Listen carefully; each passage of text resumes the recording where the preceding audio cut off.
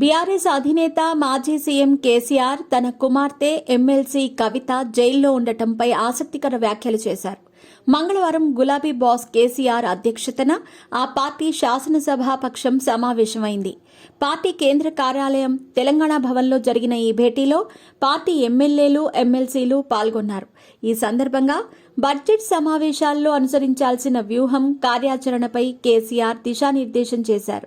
Congress party హామీల అమలు, ప్రజా సమస్యలను లేవనెత్తడం ద్వారా బడ్జెట్ సమావేశాల్లో ప్రభుత్వాన్ని నిలదీయాలని సూచించారు. ఉభయ సభల్లో ప్రస్తావించాల్సిన అంశాలు, లేవనెత్తిన విషయాలపై మార్గనిర్దేశం చేశారు.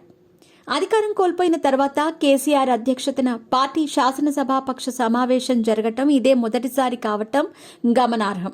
గతంలో జరిగిన సమావేశానికి అనారోగ్యం కారణంగా కేసీఆర్ హాజరు కాలేదు.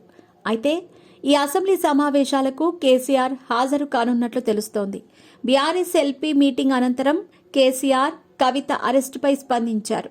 రాజకీయ కక్షతోనే తన కుమార్తె కవితను జైల్లో పెట్టారని, సొంత కుమార్తె జైల్లో ఉంటే కన్నతండ్రిగా బాధ ఉండదా అని కేసీఆర్ వ్యాఖ్యానించారు. తాను అగ్నిపర్వతంలా ఉన్నట్లు పేర్కొన్నారు. పార్టీలో క్లిష్ట పరిస్థితులు ఏమీ లేవని, ఇంతకంటే ఇబ్బందికర పరిస్థితుల్లోనే తెలంగాణ సాధించామని కేసీఆర్ చెప్పారు.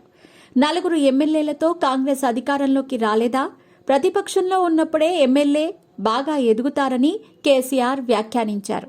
కాంగ్రెస్ సర్కార్ పాలనపై పట్టు సాధించలేకపోయిందని, పాలనపై దృష్టి పెట్టకుండా బద్నాం చేసే పనిలో ఉన్నారని కేసీఆర్ ఆగ్రహం వ్యక్తం చేశారు. 7 నెలల రేవంత్ పాలనలోనే శాంతి భద్రతలు ఎందుకు అదుపు తప్పుతున్నాయని కేసీఆర్ ప్రశ్నించారు. మరోవైపు పార్టీ ఫిరాయింపుల అంశంపైన కేసీఆర్ తీవ్రంగా స్పందించారు.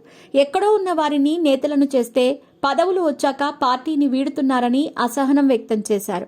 పార్టీ వదిలి వెళ్లే వారి గురించి ఆలోచించాల్సిన అవసరం లేదని పార్టీ ఎమ్మెల్యేలతో కేసీఆర్ అన్నట్టు తెలిసింది.